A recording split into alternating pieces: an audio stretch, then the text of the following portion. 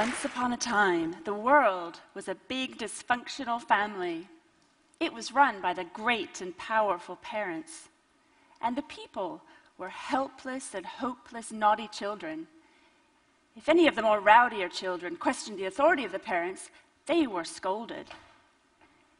If they went exploring into the parents' rooms, or even into the secret filing cabinets, they were punished and told that for their own good, they must never go in there again.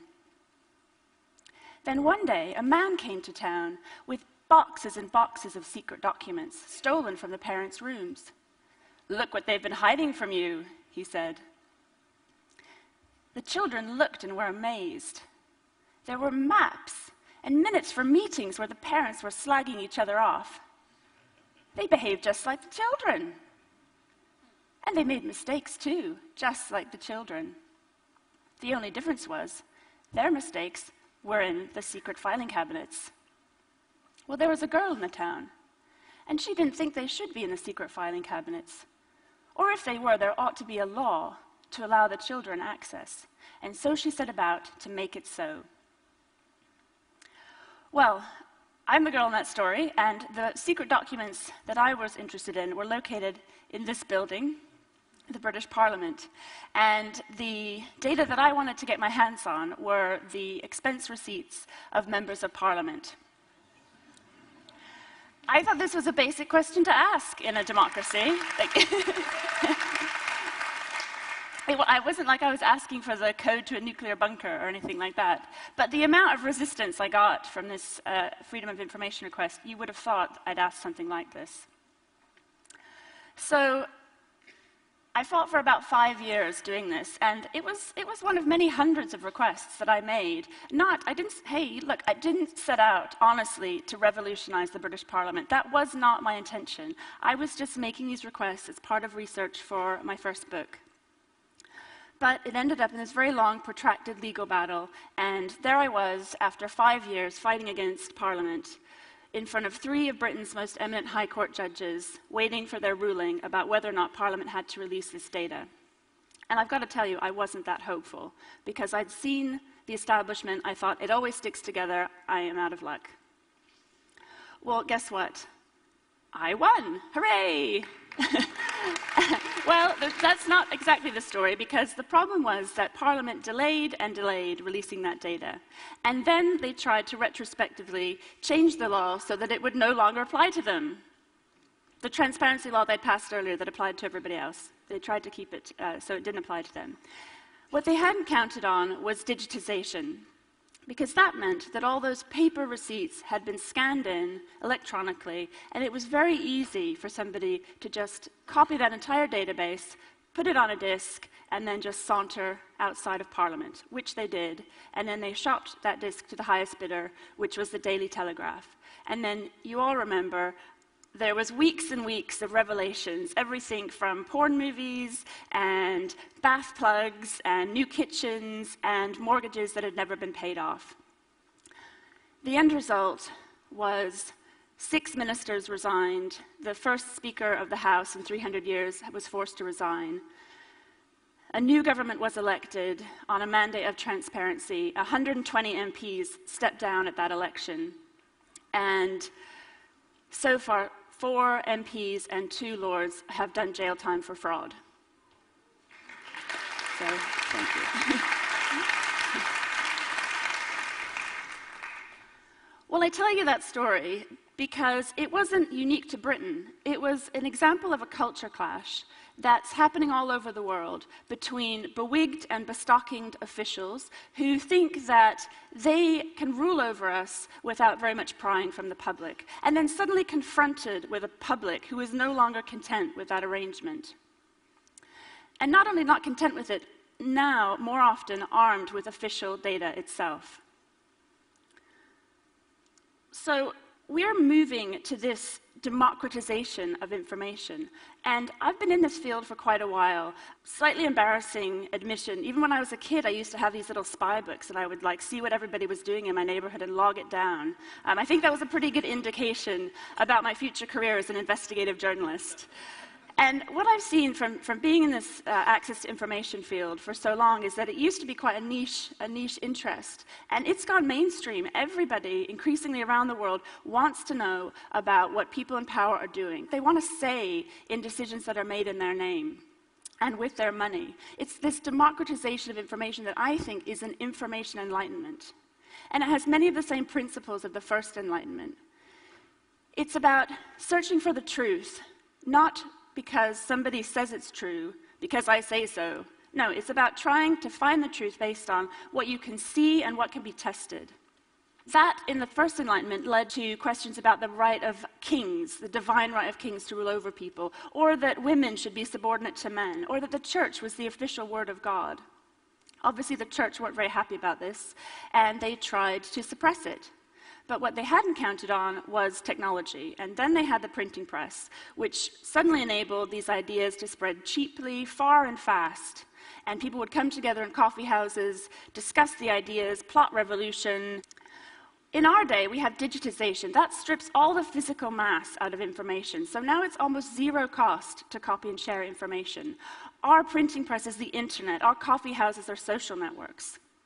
We're moving to what I would think of as a fully connected system. And we have global decisions to make in this system, decisions about climate, about finance systems, about resources. And think about it. If we want to make an important decision about buying a house, we don't just go off. I mean, I don't know about you, but I want to see a lot of houses before I put that much money into it. And if we're thinking about a finance system, we need a lot of information to take in. It's just not possible for one person to take in the amount, the volume of information, and analyze it to make good decisions. So that's why we're seeing increasingly this demand for access to information. That's why we're starting to see more disclosure laws come out. So for example, in the environment, there's the Aarhus Convention, which is a European directive that gives people a very strong right to know. So if your water company is dumping water into your river, sewage water into your river, you have a right to know about it. In the finance industry, you now have more of a right to know about what's going on. So we have different anti-bribery laws, money regulations, increased corporate disclosure. So you can now track assets across borders. And it's getting harder to hide assets, tax avoidance, pay inequality. So that's great. We're starting to find out more and more about these systems. And they're all moving to this central system, this fully connected system. All of them except one. Can you guess which one? It's the system which underpins all these other systems. It's the system by which we organize and exercise power. And there I'm talking about politics. Because in politics, we're back to this system, this top-down hierarchy. And how is it possible that the volume of information can be processed that needs to in this system? Well, it just can't. That's it. And I think this is largely what's behind the crisis of legitimacy in our different governments right now. So I've told you a bit about what I did to try and drag Parliament kicking and screaming into the 21st century. And I'm just going to give you a couple of examples of what a few other people I know are doing. So this is a guy called Seb Bacon. He's a computer programmer. And he built a site called Alivitelli. And what it is, it's a freedom of information platform. It's open source with documentation, and it allows you to make a freedom of information request, to ask your public body a question. So it takes all the hassle out of it. And I can tell you that there is a lot of hassle making these requests. So it takes all of that hassle out, and you just type in your question, for example, how many police officers have a criminal record? It zooms it off to the appropriate person. It tells you when the time limit is coming to an end. It keeps track of all the correspondence. It posts it up there, and it becomes an archive of public knowledge. So that's open source, and it can be used in any country where there is some kind of freedom of information law. So there's a list there of the different countries that have it, and then there's a few more coming on board. So if any of you out there like the sound of that and have a law like that in your country, I know that Seb would love to hear from you about collaborating and getting that into your country. This is Birgitta Jónsdóttir. She's an Icelandic MP, and quite an unusual MP. In Iceland, she was one of the protesters who was outside of Parliament when the country's economy collapsed. And then she was elected on a reform mandate. And she's now spearheading this project. It's the Icelandic Modern Media Initiative. And they've just got funding to make it an international modern media project. And this is taking all of the best laws around the world about freedom of expression, protection of whistleblowers, protection from libel, source protection, and trying to make Iceland a publishing haven. It's a place where your data can be free. So when we think about increasingly how governments want to access user data, what they're trying to do in Iceland is make this safe haven where it can happen. In my own field of investigative journalism, we're also having to start thinking globally. So this is a site called Investigative Dashboard.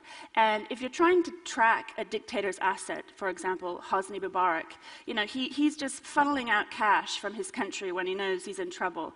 And what you want to do to investigate that is you need to have access to all of the world's, as many as you can, companies' house registrations databases. So this is a website that tries to agglomerate all of those databases into one place so you can start searching for his relatives, his friends, the head of his security services. You can try and find out how he's moving out assets from that country. But again, when it comes to the decisions which are impacting us the most, perhaps, the most important decisions that are being made about war and so forth, again, we can't just make a freedom of information request. It's really difficult. So we're still having to rely on illegitimate ways of getting information through leaks. So when The Guardian did this investigation about the Afghan war, they can't walk into the Department of Defense and ask for all the information. They're just not going to get it. So this came from leaks of tens of thousands of dispatches that were written by American soldiers about the Afghan war and leaked, and then they're able to do this investigation. Another rather large investigation is around world diplomacy. Again, this is all based around leaks, 251,000 US diplomatic cables. And I was involved in this investigation because I got this leak through a leak from a disgruntled WikiLeaker and ended up going to work at The Guardian. So I can tell you firsthand what it was like to have access to this leak. It was amazing. I mean, it was amazing. It reminded me of that scene in The Wizard of Oz. Do you know the one I mean, where the little dog Toto runs across to where the wizard, and he pulls back, the dog's pulling back the curtain, and don't look behind the screen, don't look at the man behind the screen. It was just like that, because what you started to see is that all these grand statesmen, these very pompous politicians, they were just like us. They all bitched about each other. I mean, quite gossipy, those cables. Okay, but I thought it was a very important point for all of us to grasp. These are human beings just like us. They don't have special powers, they're not magic, they are not our parents. Beyond that, what I found most fascinating was the level of endemic corruption that I saw across all different countries, and particularly centered around the heart of power, around public officials who were embezzling the public's money for their own personal enrichment, and allowed to do that because of official secrecy. So I've mentioned WikiLeaks, because surely what could be more open than publishing all the material, because that is what Julian Assange did. He wasn't content with the way the newspapers published it to be safe and legal. He threw it all out there. That did end up with vulnerable people in Afghanistan being exposed. It also meant that the Belarusian dictator was given a handy list of all the pro-democracy campaigners in that country who had spoken to the US government. Is that radical openness? I say it's not, because for me, what it means, it doesn't mean abdicating power, responsibility, accountability. It's actually being a partner with power. It's about sharing responsibility, sharing accountability. Also, the fact that he threatened to sue me because I got a leak of his leaks, I thought that showed a remarkable sort of inconsistency in ideology, to be honest, as well. The other thing is that power is incredibly seductive, and you must have two real qualities, I think, when you come to the table, when you're dealing with power, talking about power, because of its seductive capacity. You've got to have skepticism and humility. Skepticism, because you must always be challenging. I want to see, why do you just say so? That's not good enough. I want to see the evidence behind why that's so. And humility, because we are all human. We all make mistakes. And if you don't have skepticism and humility, then it's a really short journey to go from reformer to autocrat. And I think you only have to read Animal Farm to get that message about how power corrupts people. So what is the solution? It is, I believe, to embody within the rule of law rights to information. At the moment, our rights are incredibly weak. In a lot of countries, we have Official Secrets Act, including in Britain here, we have an Official Secrets Act with no public interest test. So that means it's a crime. People are punished quite severely in a lot of cases for publishing or giving away official information. Now, wouldn't it be amazing? And really, this is what I want all of you to think about. If we had an Official Disclosure Act where officials were punished if they were found to have suppressed or hidden information that was in the public interest. So that, yes, my power pose. I would like us to work towards that.